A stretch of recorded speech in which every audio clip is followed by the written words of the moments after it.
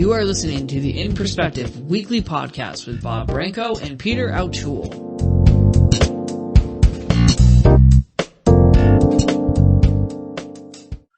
Hello, everybody.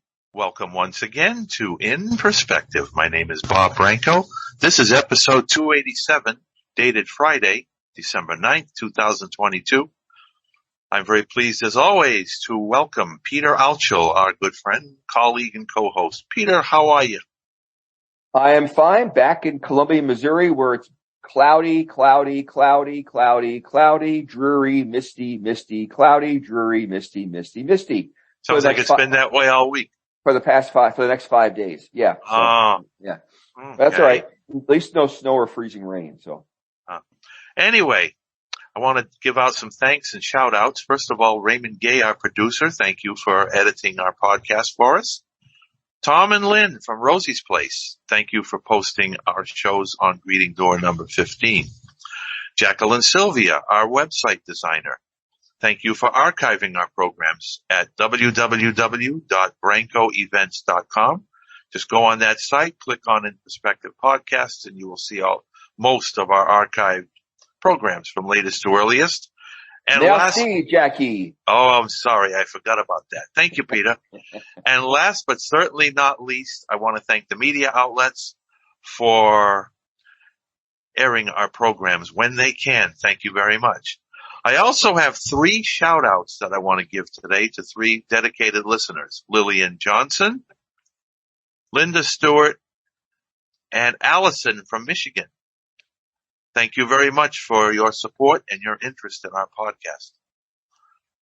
We have an author today coming on our program. He's been on before. You may be familiar with him, Steve Theberge. He has written 3 books in a series, and we'll go further with that as the show evolves. His latest book is called The Mechi Meridian, and we'll explain what that's all about in a few minutes. First of all, let me welcome Steve to the show. Thank you for coming on, Steve. Thanks for having me. And congratulations on your 3rd book. That's great. Appreciate you having me. That's okay.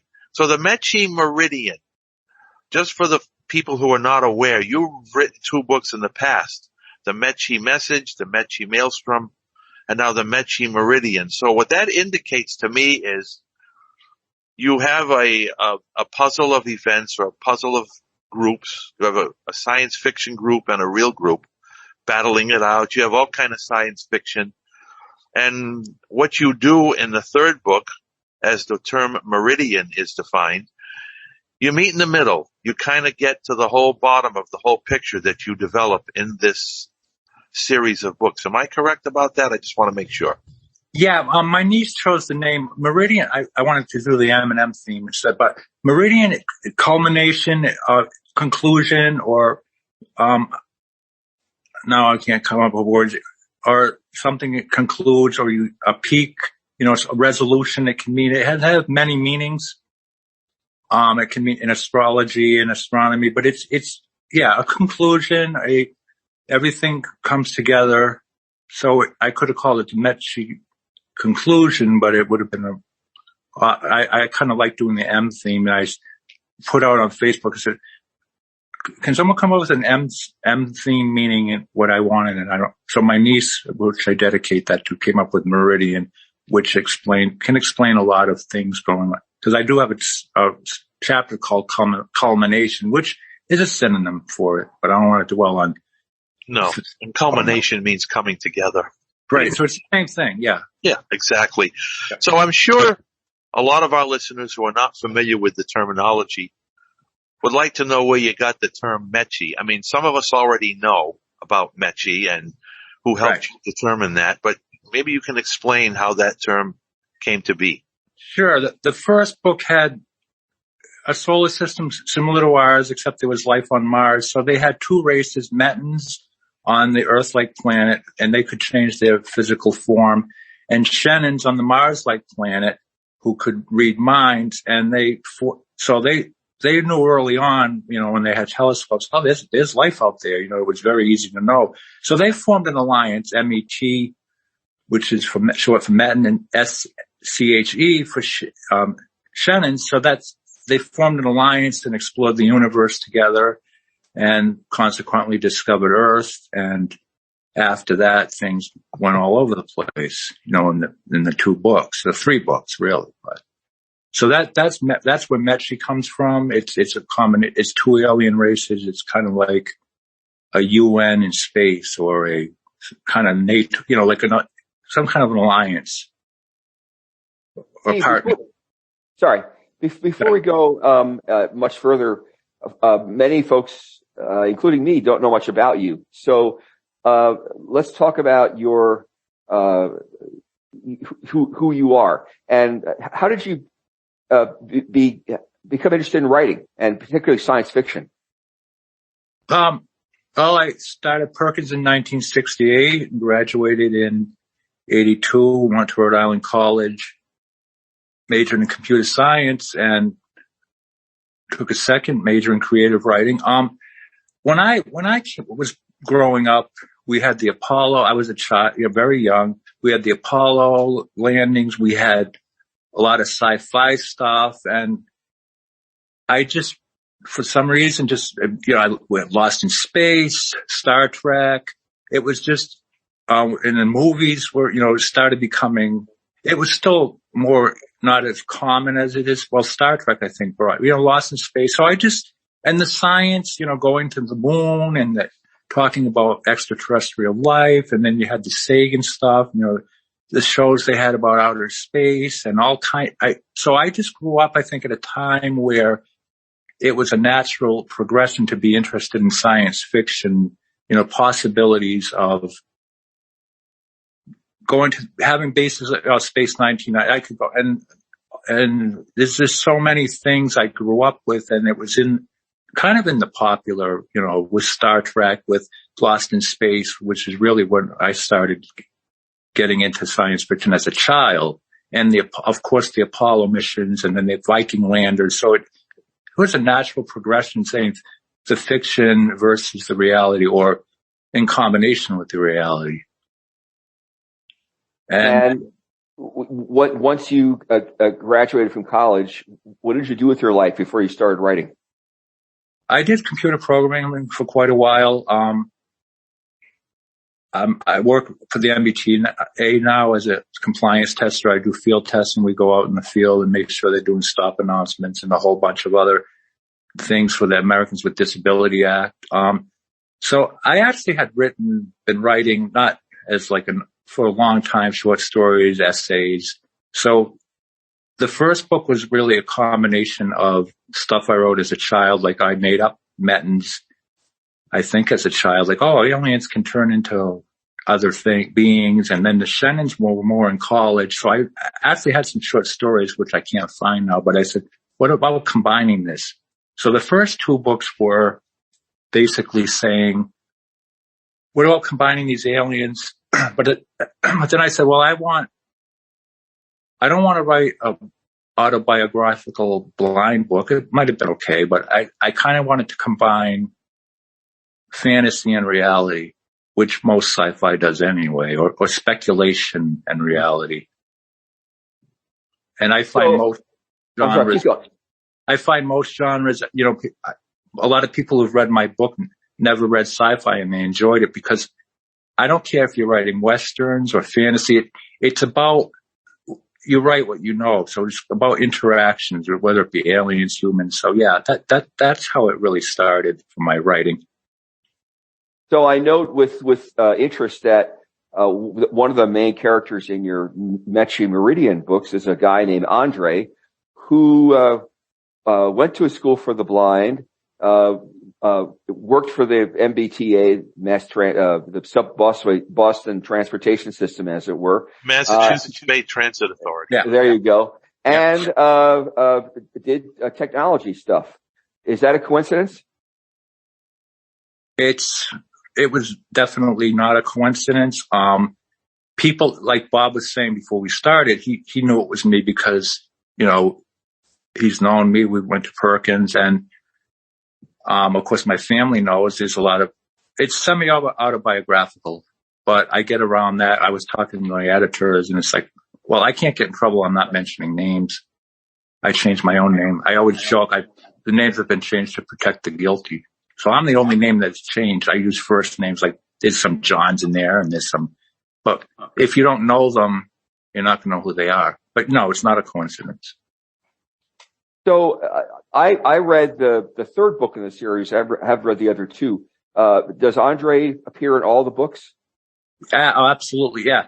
The basic concept of the first book was the aliens discovered Earth in Egyptian times, and they were concerned about they were concerned about a lot of things going on in Earth, but they didn't want to completely interfere or take over, but they wanted to try to intervene and help as much as they could. So Andre was what they decided who was going to get a message. It was also a John in the book. And so they communicated with him through his dreams at first, because they didn't want to just, if some alien just appeared in front of you, most people are going to think they're cracking up. So they kind of want to ease into it and work the, how they're going to get in, work with the Earth. And they work with other people. So Andre is definitely the protagonist, the main character in all the books. Yeah. So how did the aliens, for lack of a better term, influence the main character? They gave him choice. In the first book, they said, you can come on to live on Matemo and Shanna, which are the Mars and Earth like equivalents on that. They didn't really influence him. They just took an educated guess that he would be the one to spread the message, which is basically tolerance, cooperation, peace. So they didn't really, influence. Yeah, there's a lot of that in the second and third books, because there's some bad aliens that come in to play a picture. But that they did not want, the goal of the council was not to influence, but to bring a message and to have it not, because they could just take over. They could destroy the Earth in in the first book, they have images of how they had and these aliens evolved they're like 50,000 years ahead of us. So they had a very violent history. They almost destroyed one another. So that's why they and we were the first planet they discovered. So they're like, we see a lot of similarities. And so they wanted to they didn't want to take over. That would be too easy and it wouldn't accomplish. It would just be another, and there's a lot of alien takeover stories out there anyway. So one of the things that struck me about the book was sort of the tone, the style in which it's written. I'm talking about the third book. I assume that was deliberate. Can you talk about that style? How would you describe the style that you chose to write the third book in? That would be more hopeful or more. Are you referring to any specific things that struck you about the style? Because all the books had different styles. So what I thought when I was reading it is it's written sort of dispassionately. It's written as if what I remember is I spent a lot of time when I was working, writing lots of reports about work I was doing. When I was writing to funders or writing to bosses, writing memos, writing, and it was almost impersonal. In other words, it was written almost without emotion. It's not quite that way, but it's sort of dispassionate, style.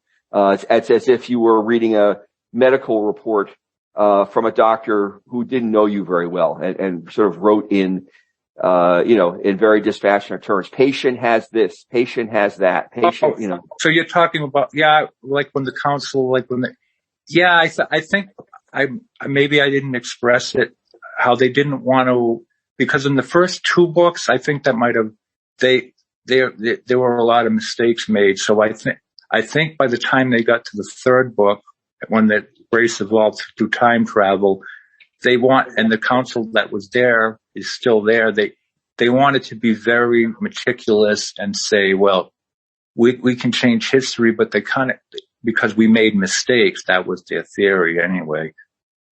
So I think you're talking about the opening. I can sort of understand your criticism, constructive criticism of how it does come off as like a report. And there is one that says report of Dr. Soto, the Metchi Council and all that. But I think I did that because I wanted to make it that yes, we want to be very deliberate about going back in time and changing things that we did in the past.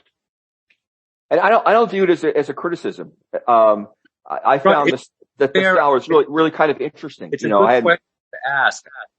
I don't mean criticism as like saying you didn't. So I get it. So I can see because there are chapters where this is a report from the historian or the physicist. So that's just how they write. But I think that I don't know. No, I just found it really interesting, that it's written, as if you're documenting stuff. It's as if, the example that comes to mind is a bad one is you're a voc rehab counselor and you're writing about your client. You don't write in personal style. You write about client needs this or client has agreed to do this. Client is ready to do this. It's sort of written, sort of very depersonalized because that's the writing style that these bureaucraties, as it were, right? You're writing as a bureaucrat. Yeah. And I thought it was a really intriguing way to write about this stuff. But it's like the third party aliens.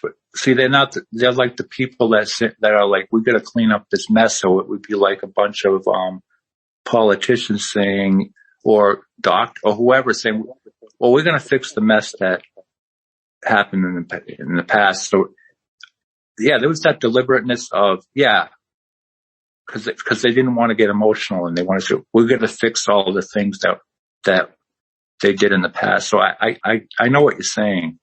And even in the second half of the book, I don't want to give too much away where, Andre, is more prominent. Even then it's not, you don't get the full emotional impact on what's going on if you just read the report. You have to read between the lines. At least I did. And I just thought there was an intriguing way to sort of write about this, where we're trying to do this. We are, we're trying to do this. And this is what happened. And then this and then this. I just thought it was a really intriguing way to write about it. I'm sorry. I think it's because it summarizes. If you had read the first two books, it would probably make a lot more sense. Yeah. And again, this is not a criticism. I'm not saying I understand bad. that. I'm just saying it's an intriguing way to write. Yeah. But intriguing, that's a good thing. I mean, I would, so yeah. But I think it's in light of the other books, it's kind of hard to read a book out of series. Yeah. Intriguing. So that works for me. So. Yeah, exactly. So, a couple of other observations that I came across and at least the first half of the book, maybe even 2/3 of the book, they make these efforts to make these changes and they all fail. They try to do it as, in as unobtrusive way as possible. Mm-hmm. They change one or two small things and it never works the way they want to. And when I promoted this, I called this sort of the butterfly, effect in perspective. Yeah. I saw that. And so it was that sort of what your thoughts were? What are your thoughts about the butterfly effect? And was that sort of what you're aiming for? And the classic time travel quandary is, I mean, that's not uncommon. Is if you could change one thing, could change another thing. And I do actually, I forgot to mention the third alien race, which were around in the first two books, Ligarolites, they're almost they'd have no physical bodies and they're like the observers and they're like these people are messing around with time travel. They could destroy the universe. So that's not dispassionate. Those aliens are like, we can't interfere because we don't have physical bodies, but we hope they can do something about these mutants that develop the ability to time travel in their dreams. And cause they were kind of dispassionate too, cause they're like, well, we're a million years ahead of it. We have no physical bodies. We can't interfere. But they're like, I hope the council can do something about these mutants that can travel in time because they could destroy us. They could destroy the universe. So the butterfly. Go ahead, I'm sorry, keep going. That's the butterfly effect. Like what event could destroy the universe? And you're right. But that's a very common time travel thing. Like it's been done many times in different ways. I think my uniqueness in the time travel is that these people do it with lucid dreamings rather than building a time machine. I think that's a little new. Yeah, I found that really fascinating. And talk about those lucid dreamers. Are they a fixture in both other books, or are they just no? The basic. I guess I should have. Well, if you hadn't read that first, the book starts 50,000 years in our future, or from the first two books, which being somebody, in the 21st century, early 21st century. Well, okay, the second book, there are aliens, rogues, that the council has an experiment where they wanted to combine the two races, like by mating. So they said, let's combine we'll get the best of both worlds. But sometimes it worked, but a lot of rogues developed. They had violent tendencies. And so one of the aliens in the second book comes to Earth, and she's a drug addict, and she has delusions that she's going to rule the Earth. She meddles in. They have drugs in outer space. Just kidding. Sure. They develop because the drugs that the mind reading capabilities, they found out the drug in the hormone in the brain, so they started messing around with it. But most people were like, well, we don't want to mess around with it. She used it, and she believed, she had prophecies, I'm going to rule the Earth, and she was abused as a child. So I have the normal aliens have the same problems we do. But so anyway, so by the time you get to the second book, she wants to rule the Earth with the cruelty that's in the synopsis of what she experienced in childhood. So these rogues who were hybrids of these two races join her, but not because they agree with it. They just want to escape the council because the council doesn't accept them as, for whatever reason, even though they were created, ill-begotten experiment. All the terminology I use in my synopsis. So what happened is they fled to a planetary system. And so this is 50,000 years later. And the planet they fled to was where these Lagarolites, these advanced non-corporeal aliens, having no bodies, were able to leave the planet because they don't need planets anymore. They can just live off starlight. So now when they left the planet, nobody could read their minds because they knew the council was pursuing them. So they developed 50,000 years of evolution, and for whatever reason, they were able to control their dreams, but also they discovered they're time traveling in their dreams. Like the mother sees her child disappear in bed and come back, and everyone's freaking out. So what's going on? I said, well, I was just dreaming about our ancestors when we landed. So that's how the third book starts. The historian gets involved, and a lot of people get involved and say, if we can control this, we can go back in time and fix what happened with that evil alien in the second book. And because there were a lot of things that they did that were not sanctioned by that alliance on Earth. In the title of your second book, you referred to a maelstrom. Could you define that for us? A maelstrom. A whirlpool or a storm. And as in the synopsis, a maelstrom of, like Leonard says, drawing the characters for the maelstrom of events and emotions, both, So it's a turmoil, a storm, a whirlpool, it's conflict. Or, it can mean a storm or, turbulence. And so when the third book starts, they're trying to correct the mistakes that were, or what happened in the maelstrom, as it were. And it never works. It never works. Because Mother Nature rules. I don't call it Mother Nature, but see what happened. What I do in the second book is I have a lot of course, blind characters. I have a lot of all kinds of characters, drug addiction. I deal with real, but I kind of go fiction and say some of the blindness was because the aliens intervened and they,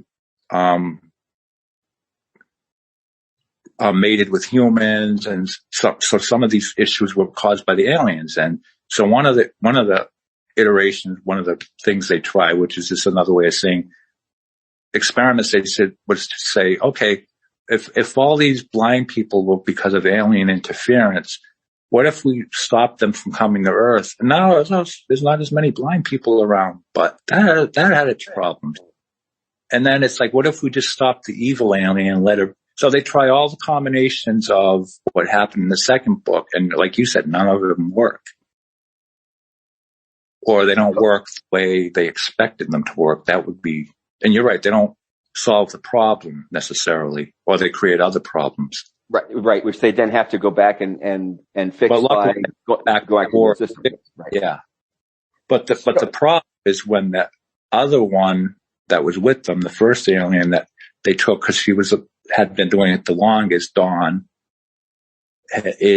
goes on her own and says, "Well, I don't have to change the big things. I can change the little things." And she runs into problems as well. And she, Dawn is the name of the, right? Yep. This lucid dreamer, is very good at what she does. And, as you said, she doesn't follow directions from the, Matrix, as it were. I'll do this, and causes her own sets of trouble. And then they decide that they need to wipe these folks out, the lucid dreamers out. At least they think about it. And then they all escape. They all take off, and to save themselves. Right. It's a survival thing. They want to survive.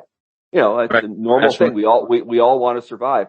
We won't talk about what happens to Dawn. That's or any of the other. That's for the reader to find out. Yeah. But it's like the whole issue of saying, I'll give a little away. It's all those aliens on that planet.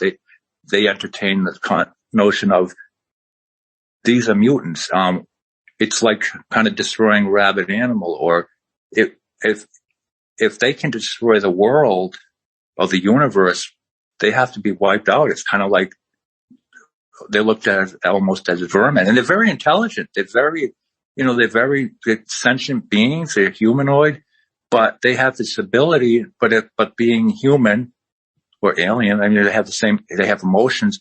They might be tempted to do things. So it's like, so the way I present it, some of it is, it's kind of like saying, it's not eugenics. It's more like a pest control problem. I didn't call it that in the book. It's like this could destroy everything in existence. So should we destroy them? So these dream travelers, I use a different word, but these dream folks, they end up in it, and then you get sort of the second half of the book where Andre plays a bigger role. And I found Andre really interesting. Andre has had all kinds of problems growing up. Without getting into great detail, he had addiction issues. Those are characters. From the other books, right? And one of the things I found interesting is Bob mentioned about drugs in space. One of the things that one of these folks do, these aliens who can travel, mind control. It's very addictive to have that mind control, and Andre, succumbs to it and has a hard time, shaking from it, recovering from it, as it were. And that's the drug in question. It's being able to relive memories, right? That's the whole thing, because these aliens can read minds, and right. Some of the aliens that escape, they read. See, when they went to the world, when the rogues escaped in the second book, they lost the ability to read minds because they were shielded with the magnetic field of that planet, so that they couldn't. But so now there's like a few dozen new ones. 50,000 years later, they're able to read minds, and all the aliens, all the mind reading aliens in all the books, were able to implant thoughts. They could send you paradise. They could send you visions. And that's where Andre struggled. It's like, what's real? So they say, Andre, never mind. Oh, you lost your sight. You just relive all your fantasies, and why struggle with these issues? I can make you happy. And, it's kind of like that Star Trek. Anyone familiar with the Christopher Pike? You want to live a reality, or do you want to live in a fantasy? So that's his second drug because in the first book, he was a morphine addict. And like I said, everything's semi-autobiographical, so I don't want to get into all the personal stuff. But so some of it you have, and of course, in the second book, you find out Andre has some alien blood, and a lot of blind people do on Earth. So that's obviously not true, But so I kind of embellish a little, especially in the second and third books. Very cleverly too. So you don't have alien blood, Steve? Not as far as I know. And I thought you talking about, the way some folks treat blind people. Oh, their life is too hard. Let's make it easy for them. That's a real dynamic, isn't it? It's something that we all struggle with. This is my whole point when I talk about, like, my cousin is a lot of people, and I've never read sci-fi, and of course I have other planets, but it's more about, and it's kind of, I could have written a more even, the issues of the blindness. So I make a good point. But the alien can do something about it. But yeah, you're right. Some people would be like, and my cousin just almost finished the third book, and she said, I don't know why you should be really bitter, because she's reading, and she's read all my books. And I was like, well, I could be, but I wouldn't have a life. I mean, I can't. So that's another discussion, but there is that societal thing where, we can't do anything. Life is too hard for us. Yeah, it's frustrating. It's a pain in the butt. I think it's a little more than a minor inconvenience, but I do think we have as much value as anyone else, and we have as full lives as everyone else. I mean, I see a lot of examples of that. And we have the same problems as everyone else, and the same issues. So, but yeah, you're right. And because we have this added burden, as it were, as many people view it, blindness, they want to shield us from those challenges as best they can, which of course they can't to begin with. Right. And nor should they. Right. I think we would all agree that well-meaning people really should help us, support us, in various ways to make it a little easier for us to get to where we want to go, both literally and figuratively.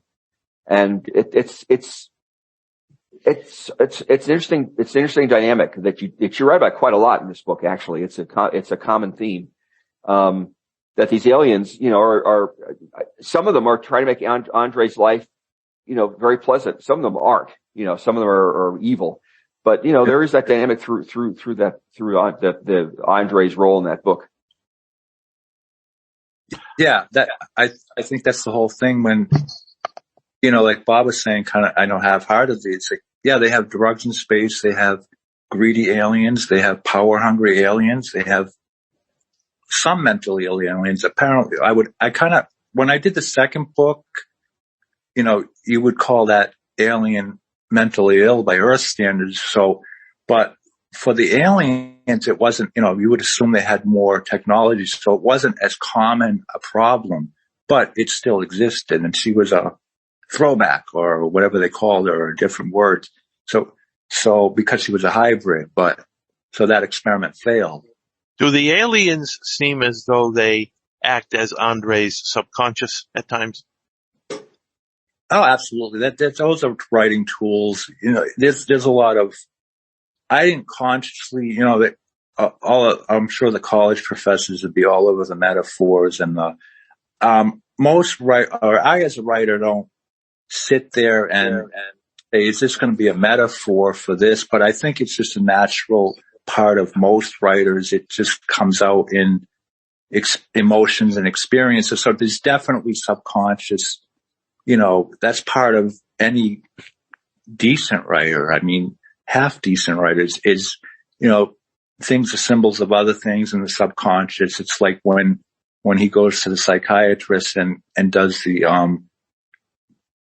what do they call it? Narcosynthesis. You said, I want to go into my past, and he digs up all these things only because he's ready for that subconscious journey. So yeah, there's definitely a lot of that kind of stuff going on where dealing with those emotions. Okay. So you're listening to In Perspective, and I'm Bob Branco, and he's Peter Altschul. Our guest is Stephen Theberge, author of The Mechi Meridian, his third book in a sequel, in a series of combination sci-fi and reality. I would like to bring the community involved in this discussion. So, Ray, if you would kindly let us know if there are any hands raised, and then people can get in here and ask Steve some questions about that book. And Ray, before you do that, I do have a question for you, which is, do you have alien blood? No, I don't. Okay. Just checking. You sure about that? You know what? Maybe no, I'm pretty certain. Okay. All right. Just checking. Jane, you are up first. Jane. Yes. Welcome. Great. Thank you very much, Bob. And hello to you, Peter. And Stephen, I'm glad you're there. I'm a totally blind, lifelong reader. And my first volunteer job was as an aide in a residential care setting where many of the clients were mentally ill. And I found them far easier to deal with directly than I did the nursing staff, who were patronizing as all get out. So I didn't continue to volunteer there because I needed a sense of grounding. What is fundamental, what is foundational, what's going to last, and what will people come to.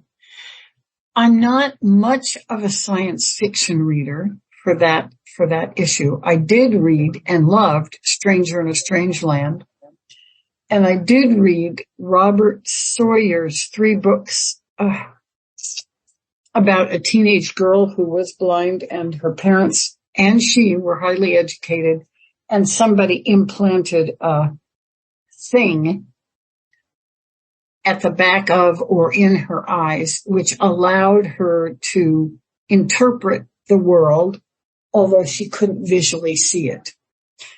And I found, but I want very much to know what underpins the struggles in your 3 books.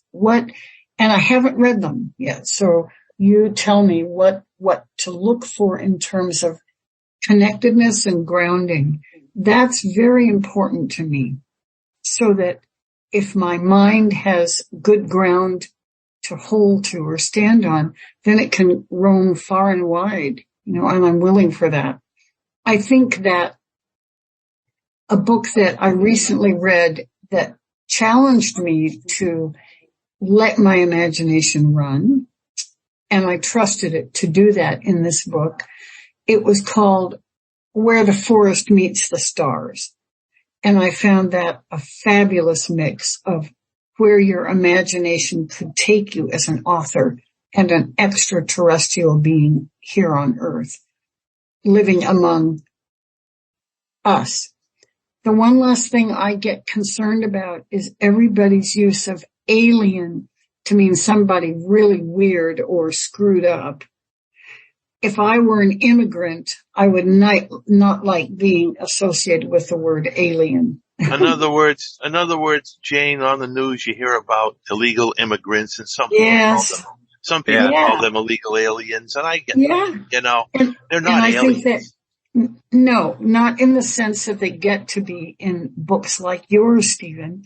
But if I were an immigrant called an alien, I would definitely take exception to it. Anyway. So Jane, before you go, go ahead, Steve.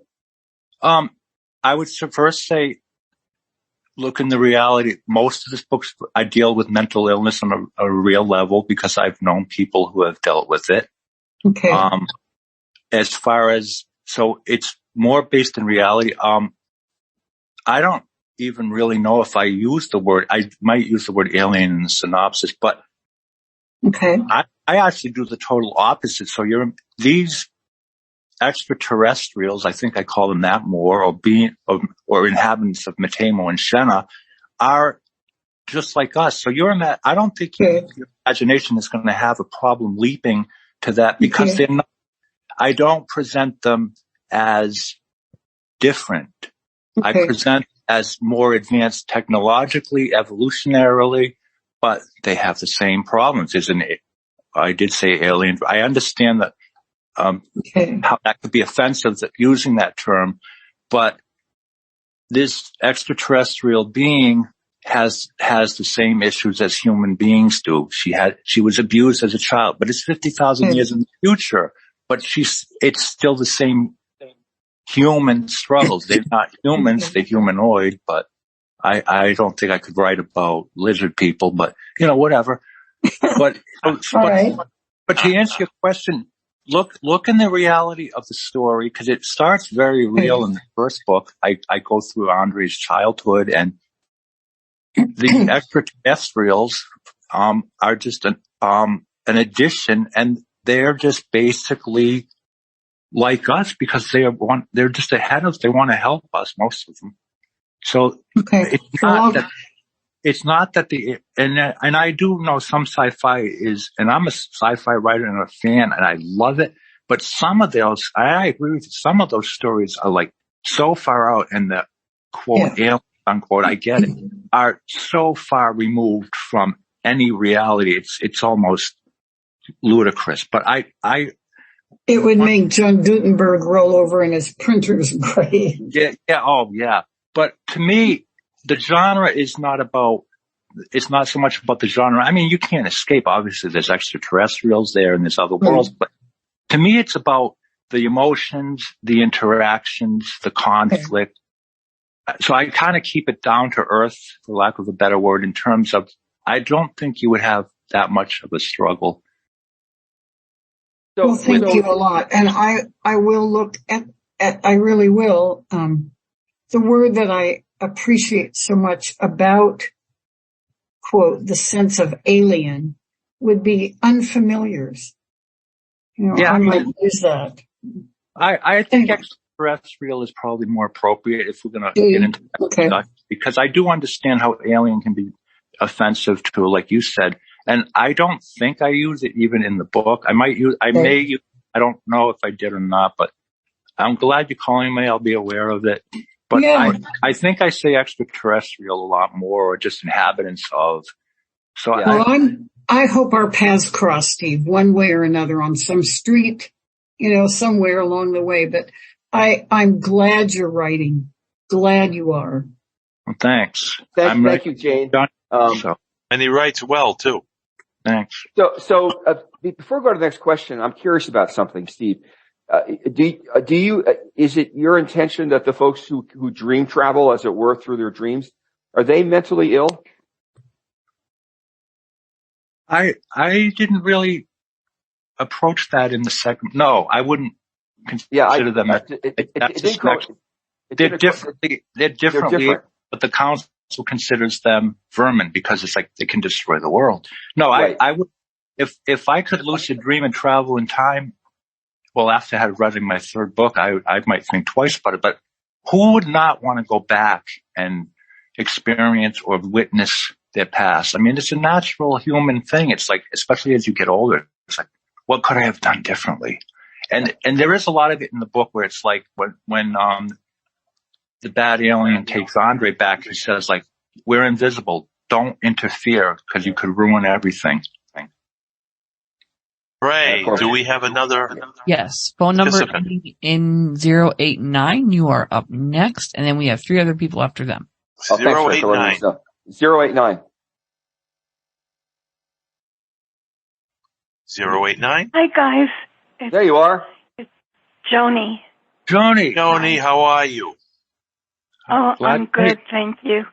Well, when I saw that Steve was being the guest, I got really excited, because I've known Steve for many years. We never met in person, but I've seen him going through the writing of his books and everything, and he comes into my book club Banquet of Books, which is this Sunday. Hey, I'll be there. Great. I'm very honored because authors come into my banquet, and it's a great honor for me to have somebody who has written books, which I sort of thought that I wanted to do, but I didn't have the courage to do it. And I just commend Steve so much for what he has been doing. And shame on me, I haven't read any of his books yet. But I will. There's just, as I always say, so many books and so little time. Yeah. Yep, exactly right. I appreciate your support, Joni, as usual. Joan, where are you from? I'm from, I used to live in New Jersey. Now I'm in Peoria, Arizona. Okay. I've been here for almost a year. Well, welcome to our show. A lot warmer climate, that's for sure. Yeah, that is true. A lot warmer, although right now it's kind of cold, but that's all right. Well, thank you, Joni. And thank you. I see your announcements about upcoming events occasionally, and it sounds like you're doing great work in Banquet of Books. So thank you for the work you do as well. Well, thank you, and people are invited to Banquet. Can I give you every second? Can I give Joni a little plug there? If you don't come away with a book to read after Banquet, then there's so many good suggestions in that book club. Thank you, Joni. And thanks. Ray, who's next? Next up is Marlene, and then it'll be Mary Carla Hayes, and then Calandra. Marlene. Hi. Hi. Could you speak a little bit to the butterfly effect, what that means? And I'm a Trekkie, and no, I don't have green blood. Thank you. You don't, Marlene? I don't think so. Yeah, you sure about that? You know each other a little bit. I don't notice it, but you never know. So what is the butterfly effect, Steve? I would say, I know that it was a movie, but it's basically, I think the theory started, there's a butterfly flying, I might be way off on how I quote it, in Europe, and it could affect the climate because the wind would, but the basic concept is one little thing you do, like if you went back in time, and this is for the purposes of the book, The Butterfly Effect, and said, I'm not going to go out to the store today, because you were sick that day, and you said, I remember that day I was sick, I'm not going to go back in time. Well, maybe you met somebody and said something you didn't even think was important and changed somebody's life. So a little thing that we do, we might not even realize how important we are to other people. It's not about being important to other people, but it's just about a little thing we do or don't do can have major effects down the line.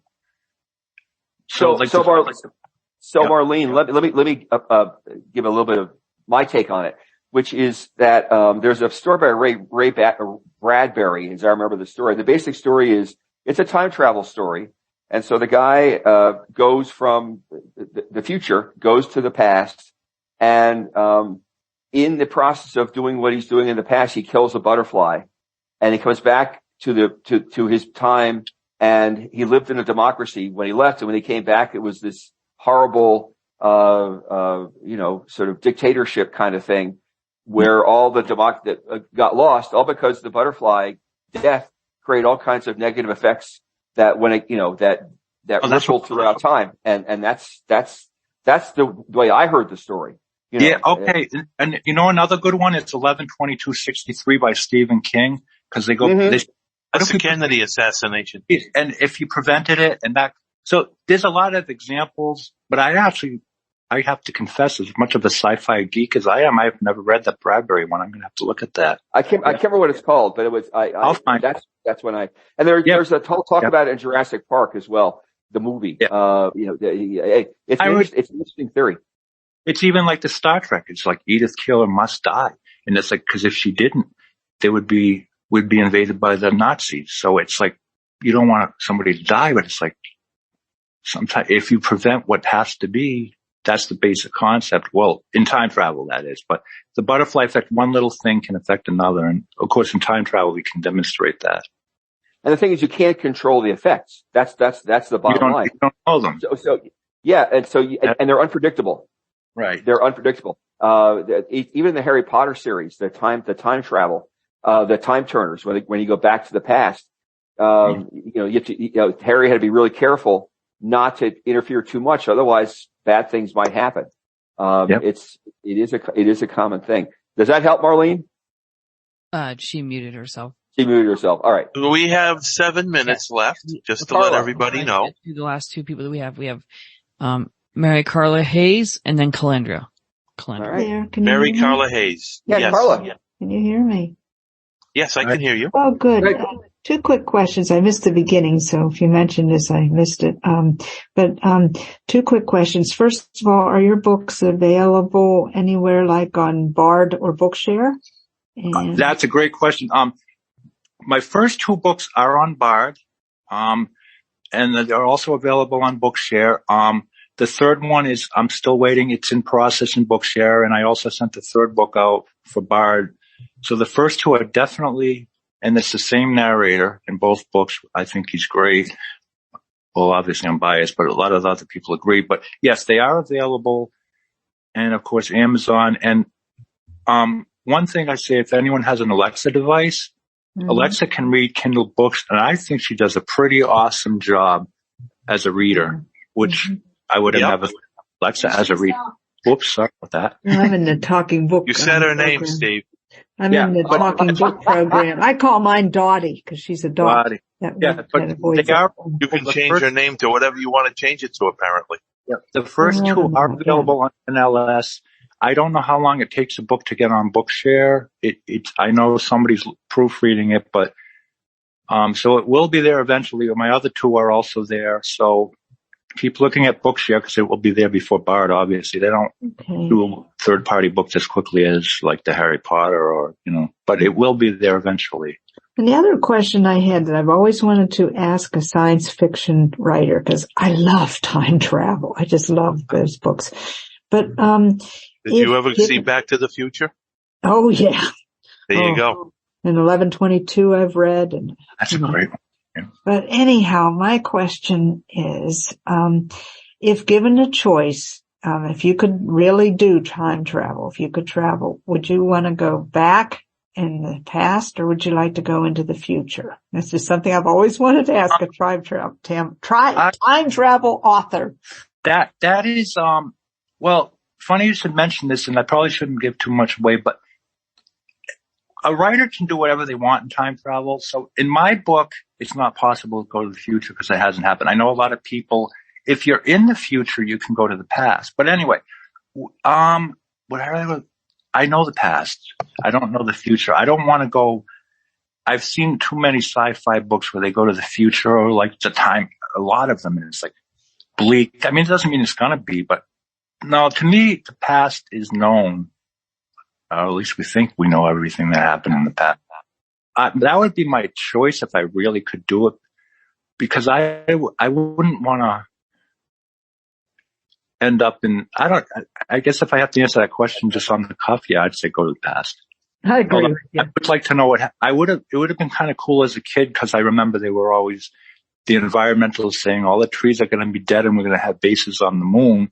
So as the kid, I would have been, take me to the 21st century. I want to go see the moon base, but as right off the cuff, spur of the moment, I'd say past. I agree with you. But that could change tomorrow. Yeah. But thank you and keep up the good work. Now, Carla, before we go to Calandra, I just want to give you a chance to plug your website. What is your web address? Do you have a website? What is it? Yeah, it's D as in Delta or Don L Lima Delta Books, BOOKS, period, COM /STEPHEN. That's my first name. It's all one word. And T as in Tom, HEBERGE. Can I give the NLS numbers for the other two? Yeah, please. Go ahead and do that. The first book, the message is DBC 11571, and you definitely want to read them in order. And the second one is DBC 11657. And that's the Mechi Maelstrom. Right. And keep looking at Bookshare. The best way to find them on Bookshare is to put my last name, Theberge. There's only like 8 Theberges, but you'll see Maelstrom and Message, and Meridian should be there. It's in process, so I did submit it. They're pretty quickly. They're pretty quick in my experience. So yeah, it may be up there now. It wasn't there yesterday. It wasn't there today, but okay. Well, it's been Steve, a couple weeks. But I was going to say the Tennessee Titans had a quarterback which resembled your name back around the turn of the century. Okay, Ray, I know where you're going with this, Ray, but I want to make sure we get his last name spelled clearly. Theberge. Is that correct? Right. And then on that website, it's dldbooks.com/Stephen Theberge. No space. It's Stephen with a TH, Theberge. That's going to bring you to all the buying site. There is a link to, I think the Bard book the first one's in there. And the French translation is Theberge. I like the way Jaws used to say that. You must put an accent somewhere. I did put an accent in there, but my editors said, or self-publishing people said it would be hard to search for that. So and Andre would have an accented E, but she said, no, that's going to complicate things, but because we're not in Canada. A? All right. Yeah, I think we've 1 minute. Calandra? Up next. Sure. Calandra. I guess she's muted. Calandra, are you there? There you are.